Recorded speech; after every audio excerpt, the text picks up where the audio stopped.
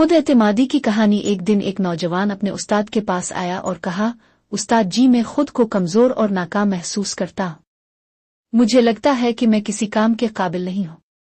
बराए मेहरबानी मेरी मदद करें। उस्ताद ने मुस्कुराकर नौजवान को देखा और कहा, पहले मेरी एक मदद करो, फिर मैं तुम्हारी बात सुनूंगा। नौजवान ने रजामंदी जाहिर की। उस्ताद ने अपनी उंगली में एक अंगूठी निकाली और कहा, ये अंगूठी बाजार में ले जाओ और इसे एक सोने के सिक्के में बेच दो, लेकिन याद रखो, इसे किसी कम कीमत पर मत बेचना। नौजवान अंगूठी लेकर बाजार गया। इसने बहुत से दुकानदारों को दिखाई, लेकिन हर कोई ज्यादा से ज्यादा चांदी के सिक्कों की पेशकश कर रहा था। कोई भी सोने का सिक्का देने को तैयार नहीं था।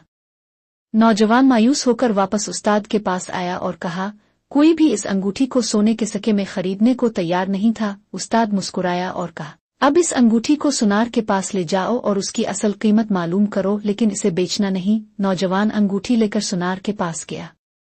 सुनार ने गौर से अंगूठी देखी और कहा, ये अंगूठी बहुत कीमती है, इसकी कीमत कम अज कम 50 सोने के सिक्के हैं। नौजवान हैरान रह गया और वापस उस्ताद के पास आया। उस्ताद ने कहा, बेटे, तुम भी इस अंगूठी की तरह हो। तुम्हारी असल कदर को समझने के लिए सही जगह और सही लोग जरूरी है। दूसरों की राय पर खुद को मत परखो। अपनी खुदी को पहचानो, अपनी कदर को समझो और दुनिया में अपनी पहचान बनाओ। ये बात नौजवान की समझ में आ गई और वो अपने अंदर एक नई तवानाई के साथ अपने मकसद की तरफ बढ़ गया। ये कहानी हमें ये सिखाती है कि हमें अपनी कदर पहचाननी चाहिए और अपनी सलाहियतों पर यकीन रखना चाहिए। दुनिया में हमेशा ऐसे लोग होंगे जो हमारी कदर नहीं करेंगे, लेकिन इसका मतलब ये नहीं कि हम कमजोर हैं। अपनी सलाहियतों पर यकीन करें और अपने ख्वाबों की तकमील करें।